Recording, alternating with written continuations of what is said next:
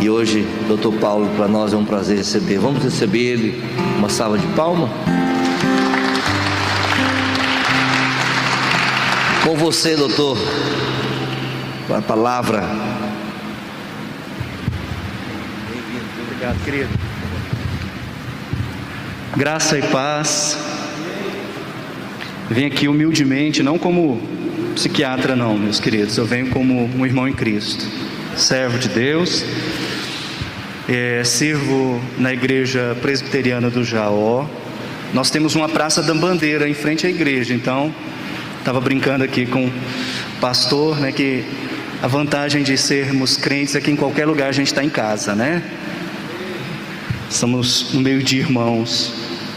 E eu trago um abraço da igreja, onde eu sirvo como presbítero e como professor de escola dominical. Esse ano estou meio escanteado por causa do Covid, sabe? E nós estávamos estudando sobre cosmovisão. Mas ano que vem é bom que a gente reforce o tema, né? E eu fico muito feliz pelo convite que o Amaral me fez. Nós, sempre que, apesar do tempo corrido, nós... vou tirar a máscara para vocês apreciarem minha beleza.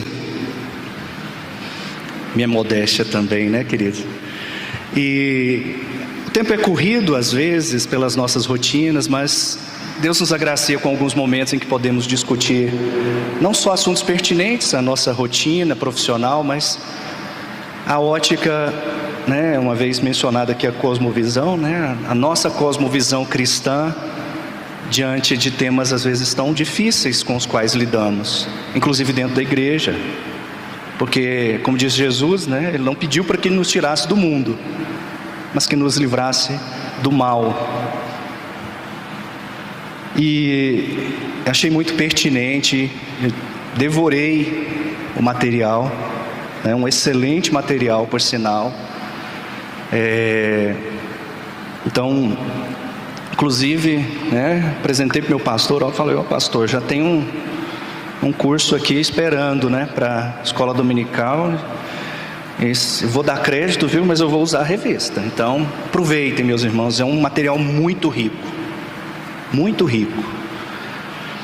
E queria também, né, sem esquecer os irmãos que estão aí em casa ou no trabalho, um abraço também a vocês. E o tema diante do qual nos deparamos hoje, o qual nós vamos falar um pouco, é um tema que com certeza ouvimos e vivenciamos, direta ou indiretamente. Talvez irmãos da igreja, familiares, todos nós em algum momento temos contato, sim, com pessoas que sofrem, que padecem com o drama da depressão, que é o nosso título, inclusive, né, da lição. Muitas vezes são pessoas que não são enxergadas nas suas necessidades por diversos motivos, por estigma, por vergonha, pelos rótulos que muitas vezes nós mesmos colocamos, de falta de fé, de falta de serviço, de falta de ocupação, de falta de uma vida de oração, enfim, coisas que eu ouço todos os dias de irmãos crentes em Cristo no consultório, pessoas que muitas que eu conheço pessoalmente, conheço a vida, uma vida de piedade, uma vida de dedicação, mas ainda assim sujeitas às dores e os males que o pecado causa nesse corpo físico.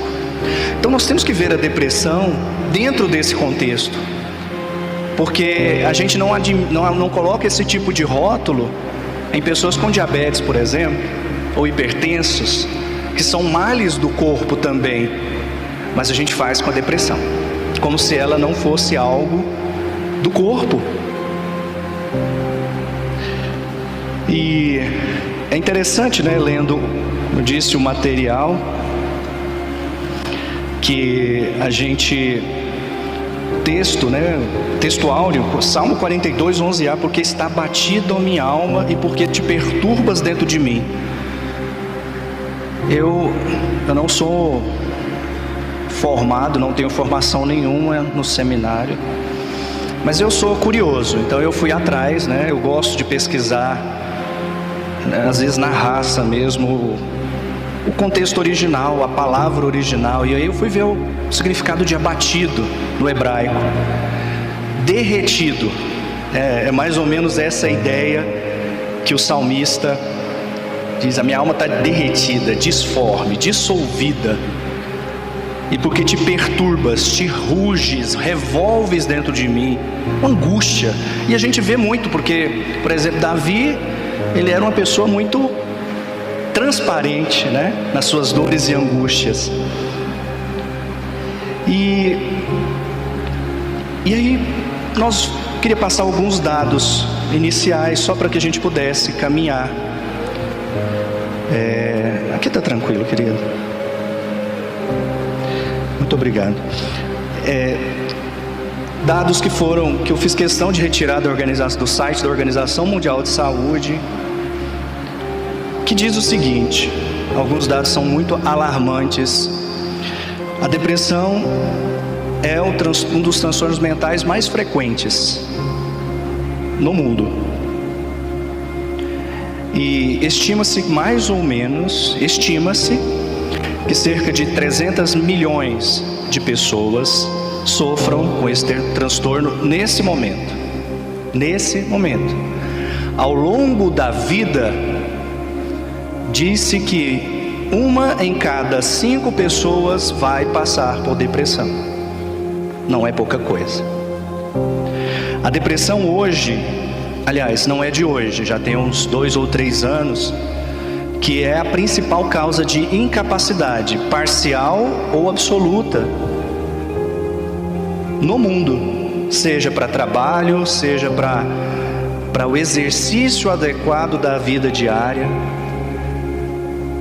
e contribui de forma importante para outras doenças, inclusive um tema que será tratado provavelmente na próxima semana, né, que é o caso do drama do suicídio, cuja principal causa é a depressão. Estatisticamente, as mulheres são mais afetadas do que os homens por diversos fatores, por questões culturais. Vocês mulheres sabem na prática melhor do que eu o quanto a sociedade é muito mais cruel com vocês do que com nós homens, no sentido das cobranças. Nós temos as questões das oscilações hormonais que também influenciam. No pior dos casos, a depressão leva ao suicídio, mas invariavelmente, em maior intensidade, vai levar a algum grau de incapacitação. Lembrando que nós temos vários tipos de tratamentos, inclusive medicamentosos. Deixa eu tirar o irmão do Amaral aqui, sem te tirar o emprego, querido. Inclusive, porque até culturalmente nós temos um hábito de colocar todas as fichas apenas na medicação. A medicação é parte do processo, mas não é todo o processo. E eu gosto muito de dizer para aquelas pessoas que, quando vão ao consultório, né, na despedida, né, falam assim: olha, vá em paz. Aí um dia me questionaram, né, mas por que você, como médico, não fala pra gente: ó, vai com saúde, né? Eu falei assim: gente, não existe paz, saúde sem paz. Não existe. A gente pode ir lá no hospital do câncer agora, conversar com pessoas que às vezes estão terminais e desenganadas, e ainda assim nós vamos encontrar pessoas que estão em paz. Aquelas pessoas que nos envergonham, inclusive, né? Nos fazem sentir envergonhados de às vezes a gente se queixar. E é interessante, porque Jesus não falou: a minha saúde vos dou, a minha paz vos dou, e não como o mundo as dá. Então não adianta a gente colocar o mundo como referência, porque nós não somos desse mundo, meus irmãos. E aí entra a questão da cosmovisão, a metanoia, a mudança de mente, tal qual Romanos nos estimula a fazer em Romanos 12.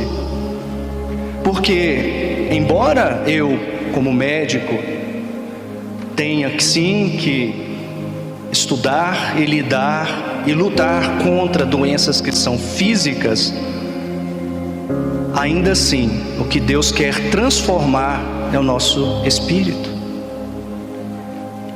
E aí a gente se depara com o versículo lá de Romanos 8, né? Todas as coisas cooperam para o bem daqueles que amam a Deus. Aí a gente para por aí muitas vezes. Vírgula. Daqueles que são chamados segundo o seu propósito. Então, Deus sempre tem um propósito, inclusive num mal chamado depressão. E eu costumo dizer que uma pessoa que passa pela depressão e não para refletir na palavra, ela perdeu uma grande oportunidade de ser aperfeiçoada.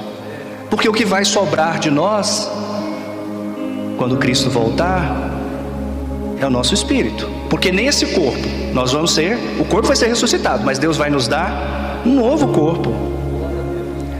Então vamos olhar, claro, para o que é matéria, mas tenha em mente o que é essencial, que é o que Cristo quer aperfeiçoar de fato, que é o nosso espírito. Claro, a partir daí demonstrando no dia a dia compaixão, empatia, amor. Suportai-vos uns aos outros, diz Paulo em Colossenses, né? Suportai-vos, né? A gente fala assim, não, vamos dar um apoio. Não, é mais do que isso. É dar um apoio, mas aguentar também. Inclusive o irmão deprimido que está queixoso, que te dá bom dia, você fala, bom dia, tudo bem, meu irmão? Paz do Senhor. Ele, meu irmão, não está tão bom. Eu falo assim, por que eu fui? Né? A gente muitas vezes faz isso. Suportai-vos uns aos outros. Vamos nos enxergar, meus irmãos. Nós estamos agindo igual ao mundo quando a gente faz de conta que não é com a gente, porque entre nós, irmãos, sempre é com a gente. Nós somos um corpo. Nesse contexto, então,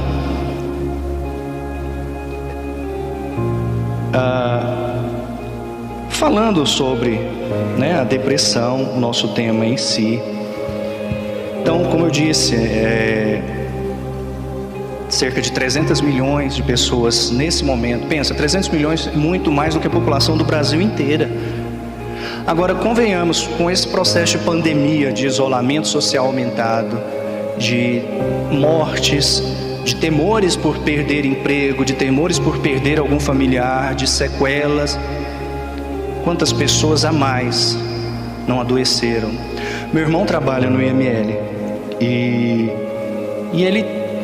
assim, uma pessoa que trabalha no IML lidando com a morte há 10 anos, ele de certa forma tem tá meio que acostumado, né? A gente estranha essa expressão, mas é mais ou menos isso. E ele está assustado. Paulo, eu estou assustado com a quantidade de suicídios de abril para cá. Assustado. Essa semana ele me mandou uma mensagem falando que num plantão de 12 horas, e ainda não tinham completado as 12 horas, ele já tinha atendido 4 casos apenas em Goiânia. Nós estamos lidando com uma realidade. É mais um dos males do pecado, e é real. Então, o que a gente conceitua como depressão? A depressão, então, é um transtorno mental biológico, ou seja, existe um adoecimento cerebral.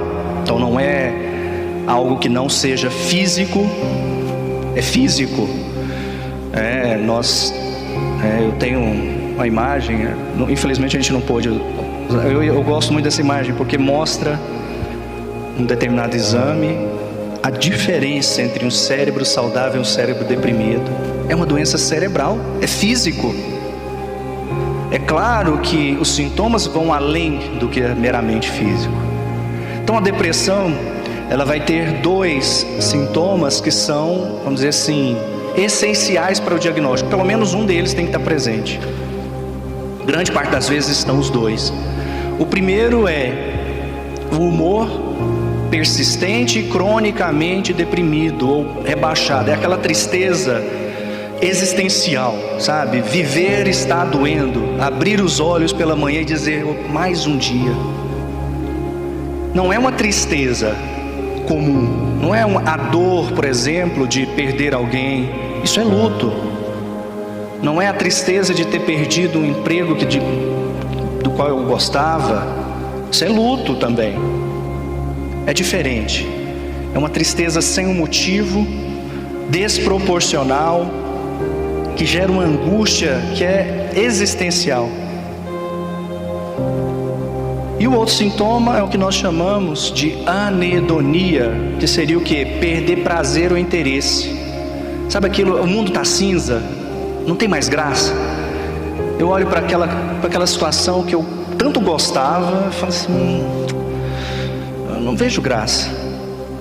Assim, olha, aquele irmão que gostava de pescar, assim, não, olha, eu vou na sua casa, eu te pego, eu compro o material, eu levo as talhas, eu te busco, te levo de volta. A pessoa fala, não. Faço muito uma pergunta, né? Fala, olha, se dependesse de você nesse estado atual, como é que você passaria seu dia? A pessoa fala assim, por mim deitada na minha cama, com tudo fechado, sem ver ninguém, porque nada atrai. E aí, a partir desses dois sintomas essenciais, a gente vê os desdobramentos. Porque a pessoa que não tem prazer vai fazer o quê no seu dia a dia?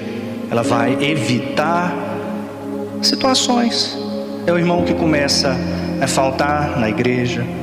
É o irmão que antes era muito assíduo, que era muito participativo, e agora está ali no cantinho, calado. E não confundir com, às vezes, momentos que a gente passa de crises internas e reflexões. É o irmão que muitas vezes está hostil, agressivo na forma de falar, não necessariamente violento, mas patada, sabe? Mas esse irmão não é assim.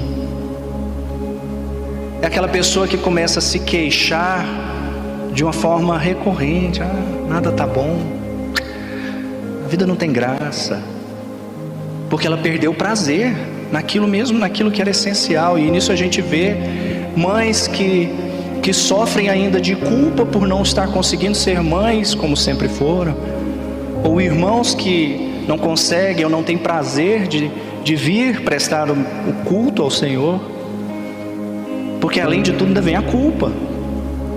É um esforço para fazer as mesmas coisas que antes eu fazia com muita alegria, com muito prazer. É um esforço. Então é aquele irmão que vai ao trabalho, um fardo, e antes era prazeroso.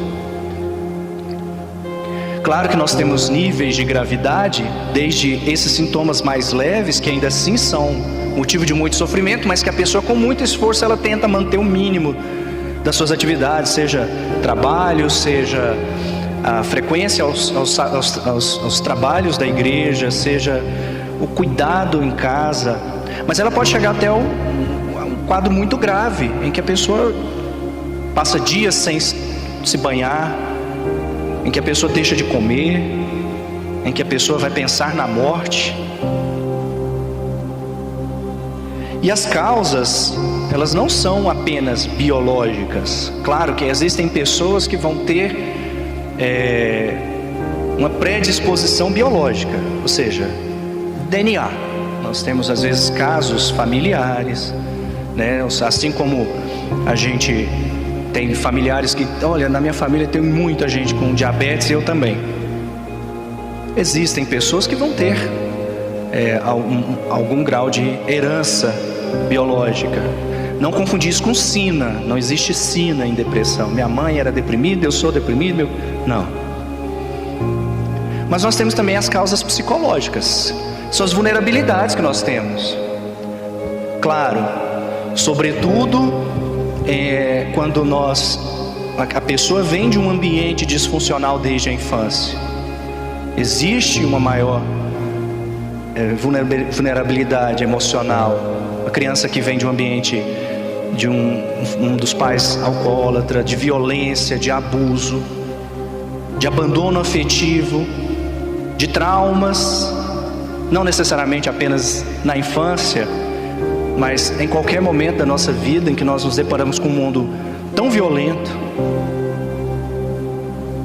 E quando eu digo violência aqui, não é restrito somente a um assalto, a um sequestro, ou enfim, mas a violência das pressões sociais por produzir, por ter dinheiro, ou da pressão que nós vemos, das pressões que nós vemos tanto hoje nas redes sociais, em que eu tenho que ser visto, lembrado e curtido.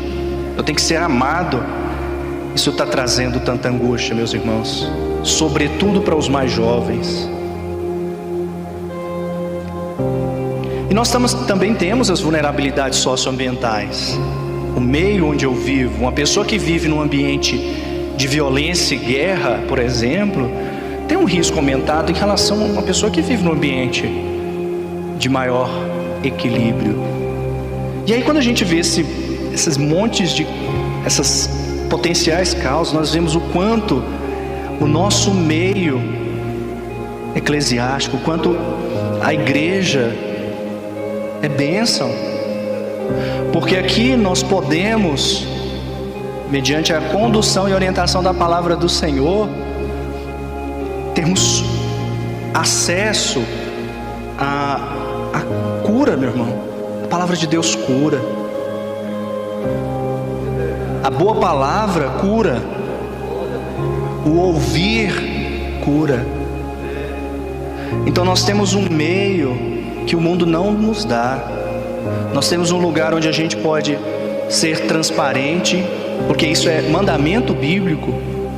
A gente tem que confessar os pecados uns aos outros, a gente tem que levar as cargas uns dos outros, a gente tem que suportar uns aos outros. Quando a gente faz isso, quando nós cumprimos o que nos é mandado, porque Paulo não está pedindo, olha meu irmão, eu vou pedir para você. Não, suportar, é imperativo. Levai, é imperativo, é ordem. Isso é mandamento, é tão mandamento quando ir por todo mundo e levar o evangelho, pregar o evangelho, é mandamento. Aí a gente cumpre o mandamento de não falar palavra torpe, a gente cumpre o mandamento de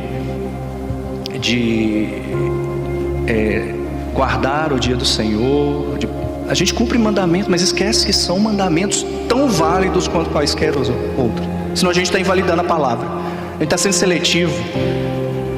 Meus irmãos, isso cria um ambiente de acolhimento, é um ambiente que é terapêutico, quando a gente pode contar um com os outros. Isso sara a nossa alma, porque o Senhor nos usa.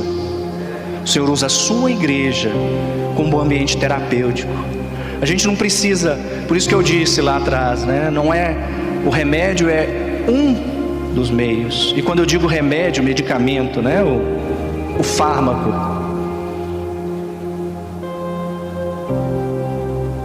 E aí a gente não pode deixar de pensar no meio em que a gente vive, o ambiente, né? Eu falei que o ambiente é muito importante. E esse ambiente pós-moderno, ele é um ambiente extremamente tóxico, porque desde que mais ou menos aí 400 anos atrás, os racionalistas começaram a colocar o homem no centro do pensamento, da ciência e da vida, Deus começou a sair do centro. E aí nós viemos caminhando. Aí veio o naturalismo, né? Que é o olhar da ciência, que vai olhar para as coisas são o que são, porque são. O universo veio do nada, se é que alguma coisa vem do nada, porque a própria ciência contradiz isso, mas é assim que creem, porque é um ato de fé também. A evolução, não a evolução como adaptação, mas a evolução tal qual a gente muitas vezes vê, né? De um ser primitivo, e a Bíblia não diz isso. Mas aí você tirou até o homem do centro, né? Porque você pôs o acaso. Aí vem um filósofo alemão, Nietzsche, que decreta, Deus está morto. Alguns anos depois, Deus fala assim, olha, Nietzsche está morto. E eu continuo vivo. Então, aí vem, né, uns 60, 70 anos atrás, um filósofo existencialista chamado Jean-Paul Sartre, que fala que a gente só existe enquanto experimenta. Olha como as coisas vão se desenvolvendo de forma sutil até culminar na gente, e a gente começa a viver dessa forma antibíblica, de forma natural, porque a gente vai sendo tão... É como uma infiltração, uma parede de uma casa, quando você vê, já está toda mofada. E aí nós temos a contracultura, lá dos anos 60, o amor livre, E aí a gente hoje experimenta tudo, né? E aí nós culminamos no nosso momento, que é uma sociedade sem Deus, uma sociedade que tirou Deus do centro, que tentou matar Deus, cujo centro é o homem. Uma sociedade cujo centro é o homem, ela está fadada à ruína, ela vai se autodestruir. É isso que diz Paulo lá em Romanos 1, falando dos romanos, que trocaram a glória de Deus pela glória do homem. Nós estamos fazendo isso do mesmo jeito. E o que é que Deus fez? É isso que vocês querem? Então vivam do jeito que vocês querem. Deus entregou essas pessoas às próprias paixões. E aí só sobrevém ruína. Não existe vácuo de poder, meus irmãos. Ou é Deus ou não é Deus. E sem Deus qualquer coisa serve. Tem um escritor russo, e Tolstói, ele diz que se Deus não existe, tudo é permitido. Simbolicamente, para a sociedade, Deus não existe. Então tudo é permitido, exceto crer em Deus. Porque vai você falar que a palavra de Deus é a referência absoluta. Você pode falar qualquer outra coisa, não aceitar passivamente, exceto que a palavra de Deus é absoluta. A tolerância é só quando é algo tolerável por eles. E aí isso gera angústias que são existenciais, queridos, de solidão, de desesperança, de falta de perspectiva, as angústias de usar uma marca no peito, de andar num carro novo, de mostrar, porque hoje nós temos que mostrar. Dia desse eu estava vendo uma matéria por aí na internet, uma empresa aluga jatos para a sessão de fotos, para as pessoas sentarem na poltrona confortável com uma taça de champanhe, tirar uma foto e colocar no Instagram. Porque o importante é aparentar. E a palavra de Deus, ela diz para que nós sejamos. Não é aparência, é ser, é essência. Então lá em Romanos 1:21 Paulo diz, olha, eles sabem quem é Deus, a minha tradução é na linguagem de hoje, mas não lhe dão a glória que ele merece, não lhe são agradecidos, pelo contrário, os seus pensamentos se tornaram tolos e a sua mente vazia está coberta de escuridão. Eles dizem que são sábios, mas são tolos. Em vez de adorarem o Deus imortal, adoram ídolos que se parecem com seres humanos, ou com pássaros, ou com animais de 4 patas, ou com animais que se arrastam pelo chão, ou com a tela de computador. Por isso Deus entregou os seres humanos aos desejos do coração deles para fazerem coisas sujas e para terem relações vergonhosas uns com os outros. Eles trocam a verdade de Deus sobre Deus pela mentira e adoram e servem as coisas que Deus criou, em vez de adorarem e servirem o próprio Criador, que deve ser louvado para sempre. Amém. Por causa dessas coisas, das coisas que essas pessoas fazem, Deus as entregou a paixões vergonhosas, pois até as mulheres trocaram as relações naturais pelas que são contra a natureza. Ou seja, o povo de Deus não pode abandonar aquela verdade, porque lá atrás, Paulo está falando para os romanos, há 2000 anos atrás, mas a palavra de Deus é sempre atual. E Jeremias vai dizer lá em capítulo 2 que o povo de Deus cometeu 2 pecados. Este abandonou a mim, que é o pecado, o primeiro dos pecados. Abandonou a mim a fonte de água fresca e cavaram cisternas rachadas que deixam a água vazar, que deixam vazar a água da chuva. A sua própria maldade o castigará e você será condenado porque me abandonou. Nesse contexto, então, a gente fala, poxa, então, beleza, já sei o que é depressão. A depressão é também fruto do pecado, porque os males do nosso corpo e da nossa alma são consequência do pecado. Porque se Adão não tivesse caído, não haveria depressão, meu trabalho seria inútil. Aliás, nem existiria médico, né? Então não seria inútil porque eu nem saberia da existência. Como dizia meu pastor querido, que faleceu há 2 anos, nós éramos professores, ele titularia o STEP na aula de catecúmeno, os princípios da fé, e aí a gente falando, né, sobre a volta de Cristo, o trabalho. Aí um dia eu perguntei: pastor, mas nós 2 vamos ficar sem profissão, né, quando Jesus voltar, porque não vai precisar mais de pastor nem de médico. Ele falou: não, você dá um jeito, porque eu vou virar pescador. Meus irmãos, a gente se livra da depressão, sobretudo. E aí, quando eu digo livrar da depressão, a gente tem que entender, voltando ao texto de Romanos 8, todas as coisas cooperam para o bem daqueles que amam a Deus. Muitas vezes, uma pessoa adoecida, seja por depressão, seja por câncer, seja por diabetes, seja por uma doença potencialmente letal, ela pede a cura, ela pede a libertação do mal, ela pede alívio. Ainda assim, como Paulo pediu em relação ao espinho da carne, ele vai ouvir: a minha graça te basta. Livrar-se da depressão talvez não seja necessariamente livrar-se da doença, mas do principal mal que talvez qualquer doença pode trazer, que é nos afastar de Deus. Mais uma vez a gente volta no Antigo Testamento, a história de Jó. Imagina, né? Vamos lembrar tudo que Jó passou. Levaram os bois, os jumentos morreram todos os filhos, perdeu tudo, inclusive a saúde. Até a perspectiva que os outros tinham dele também foi afetada. Porque você só está assim, Jó, porque alguma coisa você fez. Foi assim que os amigos dele lidaram. A culpa é dele ainda, né? É interessante que Jó, em momento algum, fica sabendo do que aconteceu antes. Deus não fala para ele por que ele passou por isso. Deus não se dá trabalho.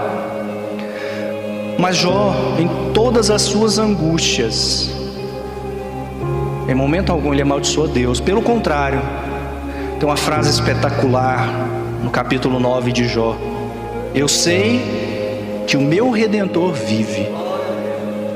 Jó não conheceu Jesus como nós conhecemos, mas Jó já conhecia Jesus. Isso manteve Jó firme, apesar dos males pelos quais ele passou. Nós temos que olhar para Deus e para a sua palavra sobre essa ótica.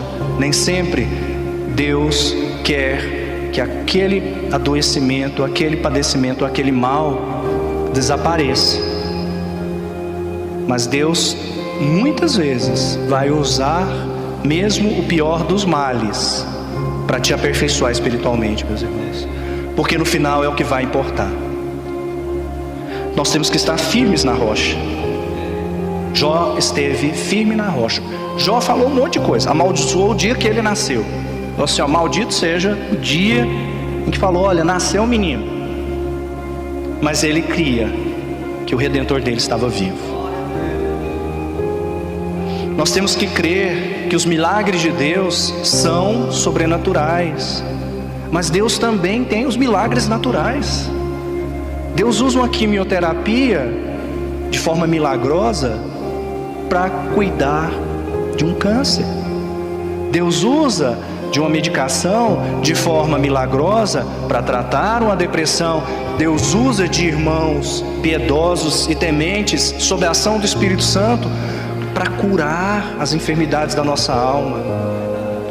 Muitas vezes nós olhamos apenas para o sobrenatural, mas Deus usa meios naturais, porque nós somos instrumentos e ferramentas, meus irmãos. Vamos deixar que Deus abra a caixa de ferramentas e escolha a gente. Vem cá, meu irmão, agora é você. Outra coisa importante, essencial, que nós também tenhamos o bom senso racional de pensar que, tão importante quanto qualquer tratamento medicamentoso, terapêutico, enfim, é importante que nós olhemos para dentro, façamos essa autoanálise, porque é bíblico. Mais uma vez, voltando lá em Romanos, né? Renovai a vossa mente, transformai-vos pela renovação do Espírito.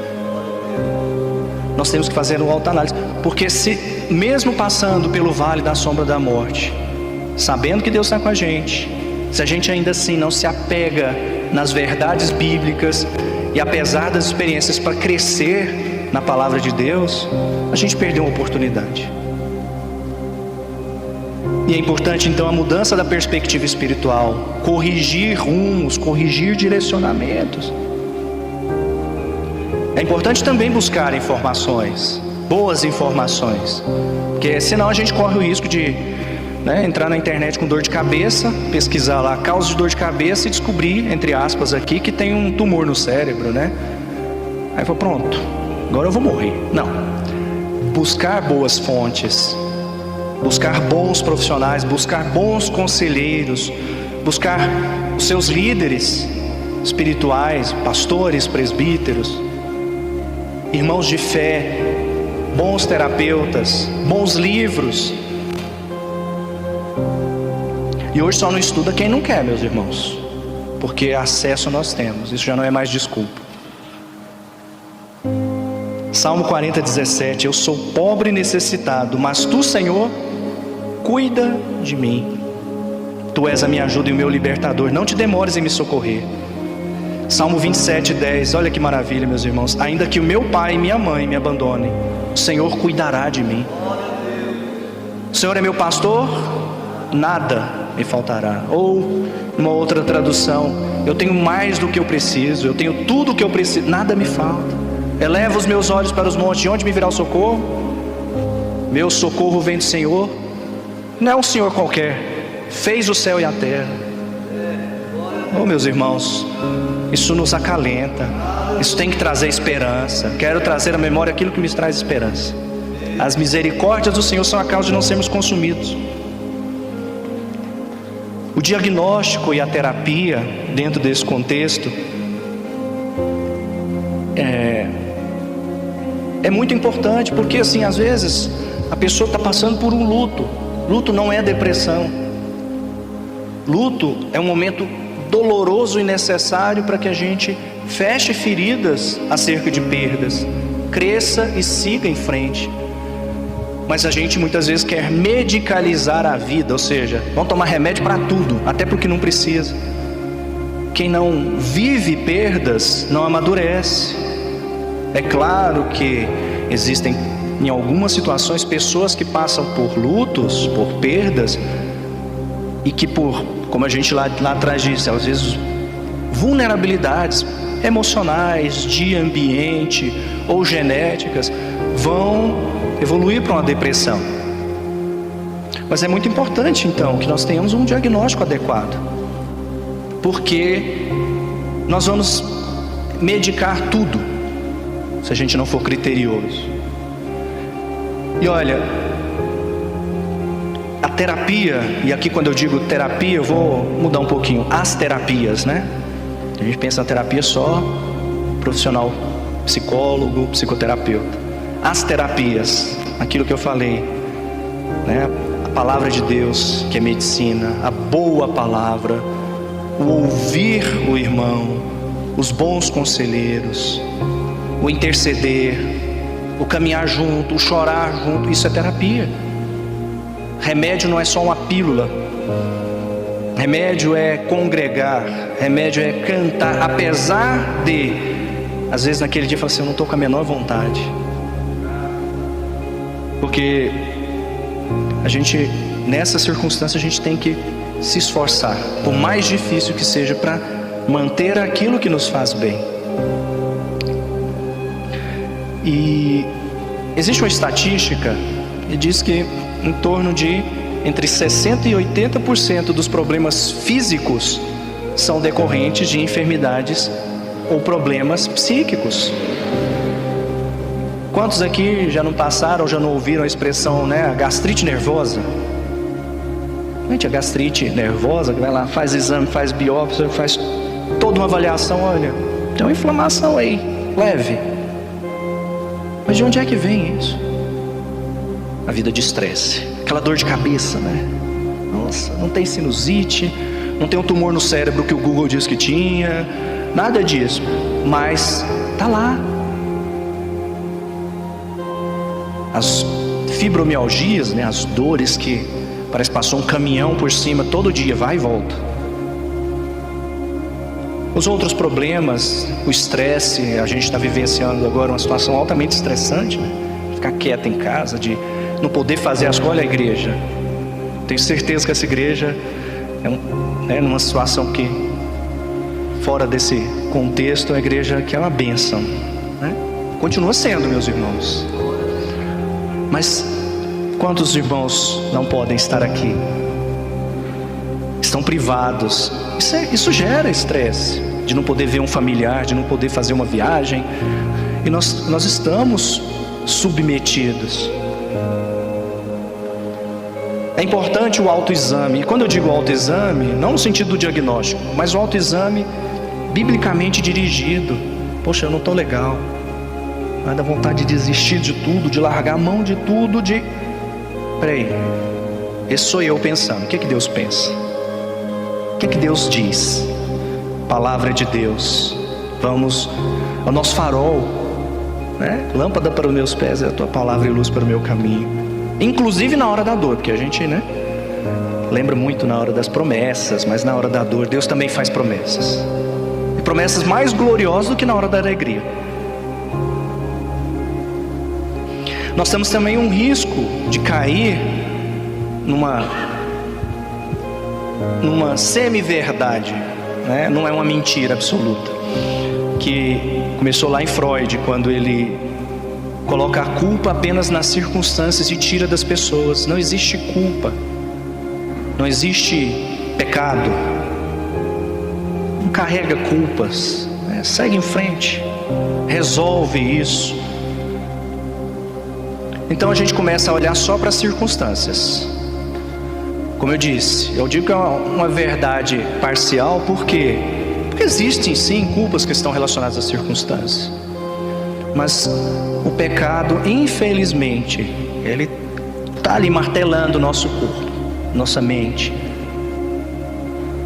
E se a gente tira as nossas responsabilidades individuais e pessoais diante da situação, a gente sempre vai escorar, né? Chega no pastor, está aqui o meu problema, resolve ele para mim, porque não é comigo. Quantas vezes, meus irmãos, isso não acontece na sala de aconselhamento? Eu falo porque acontece no consultório, então eu tenho certeza que acontece com vocês. Resolve para mim. Onde é que está a nossa participação, a nossa responsabilidade? A gente não cresce se a gente não faz esse autoexame, se a gente não observa sob a ótica da palavra de Deus a perspectiva que Deus tem para nós, de mudança, inclusive nas aflições. E a palavra diz lá em Gálatas: levai as cargas um dos outros, e assim cumprireis a lei de Cristo. Levai, né? Imperativo, ordem.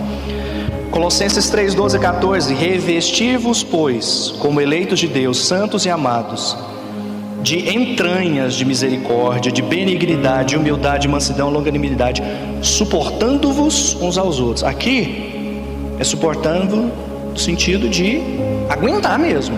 É mais do que só, deixa eu te dar um suporte aqui, um pezinho, né? É muito mais profundo, porque isso aqui implica inclusive ajudar.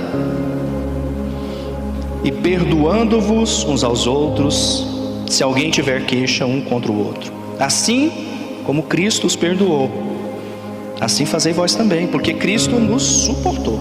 Porque suportar pecador perdido, morto espiritualmente, só Jesus, literalmente, porque se não fosse por ele, nem a gente se aguentava. Efésios 4, 1, 3: rogo-vos, pois eu, preso do Senhor, Paulo, o outro Paulo, meu irmão Paulo, que andeis como é digno da vocação, do chamado, com que fosse chamado, com toda humildade e mansidão, com longanimidade, suportando-vos uns aos outros em amor, procurando guardar a unidade do Espírito pelo vínculo da paz. Mandamento, meus irmãos, não é pedido. Se a gente não faz isso, a gente está descumprindo a palavra. Se a gente não olha para o nosso irmão em aflição, a gente está descumprindo a palavra. Vamos fazer isso em amor, até porque A gente vai ser tudo vizinho no céu. Então a gente tem que começar a se aguentar daqui. Se algum de vós estiver doente, que chame os presbíteros da igreja, para que façam oração, ponham azeite na cabeça dessa pessoa em nome do Senhor. Essa oração feita com fé salvará a pessoa do doente. O Senhor lhe dará saúde e perdoará os pecados que tiver cometido. Portanto, confessem os seus pecados uns aos outros. Façam oração uns pelos outros, para que vocês sejam curados. A oração de uma pessoa obediente a Deus tem muito poder. Tiago 5, 14 a 16. E se dissermos que não temos pecado, estamos nos enganando, e não há verdade em nós. Mas se confessarmos os nossos pecados a Deus, Ele cumprirá a sua promessa e fará o que é correto. Ele perdoará os nossos pecados e nos limpará de toda maldade. Se confessarmos os nossos pecados, Ele é fiel e justo, meus irmãos. Filhinhos, escrevo isso a vocês para que vocês não pequem. Porque se alguém pecar, se alguém pecar, temos Jesus Cristo que faz o que é correto. Ele nos defende diante do Pai. Eu sei que o meu Redentor vive, disse Jó. E que a gente diga isso nas aflições. O cultivo da vida espiritual plena com Deus, através de Cristo Jesus, é fundamental, meus irmãos, para superar a depressão.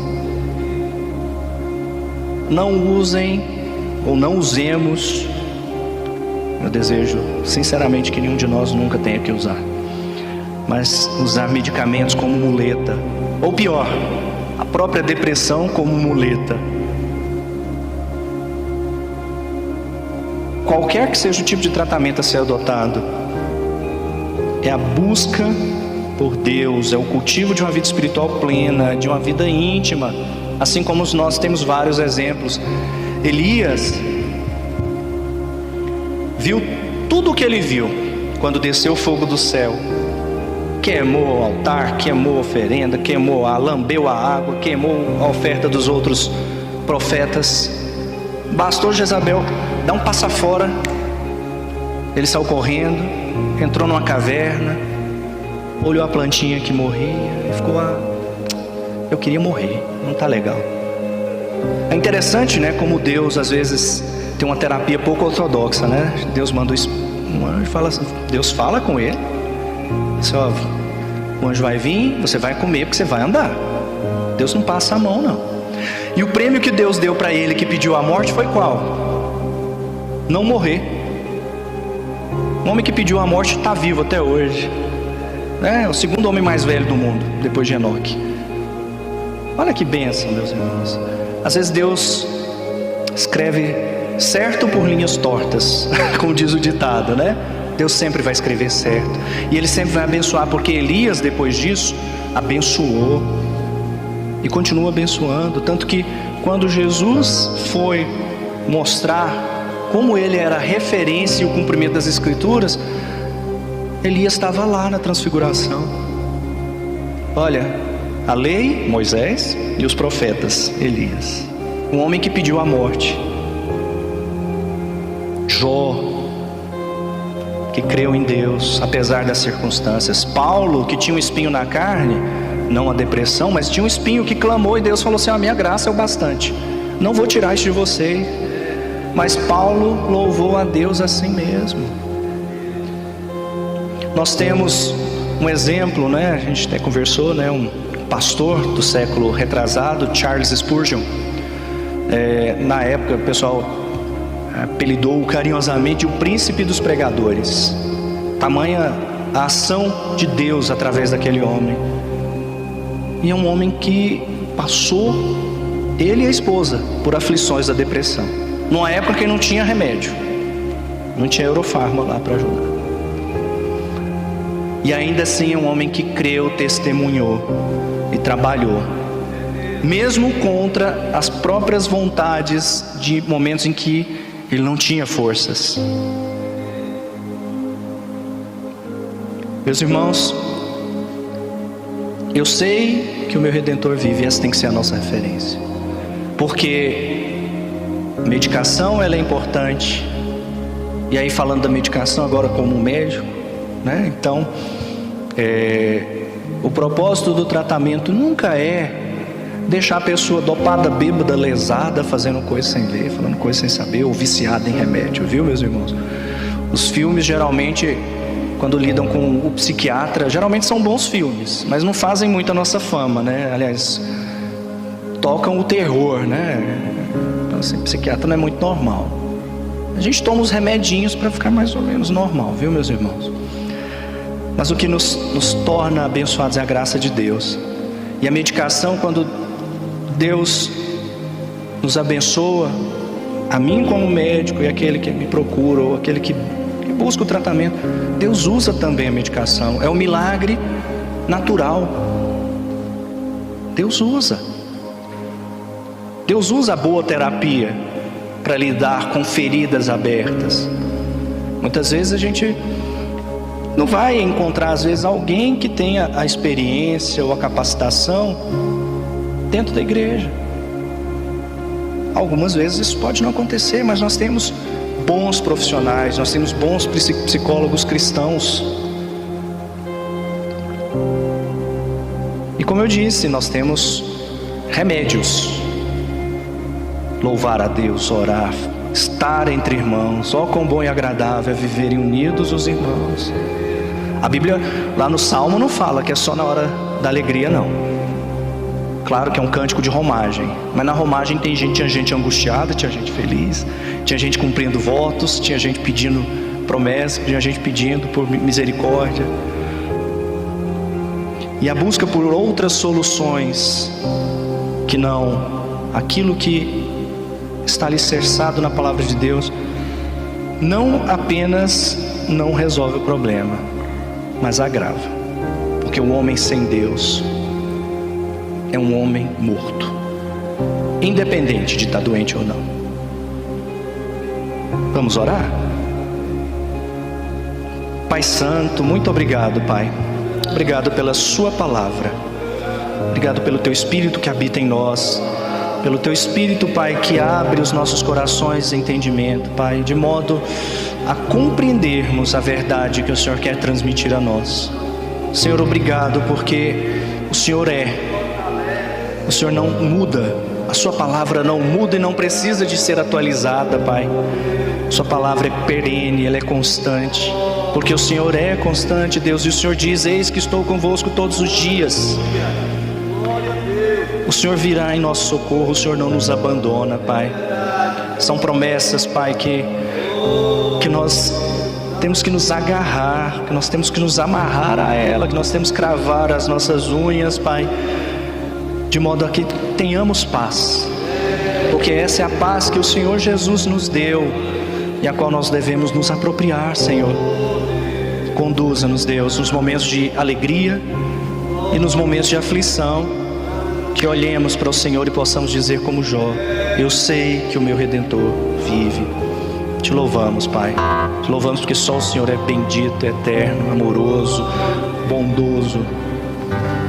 Muito obrigado, Pai, pelo privilégio de estarmos entre irmãos. Nós te louvamos, em nome de Jesus. Amém.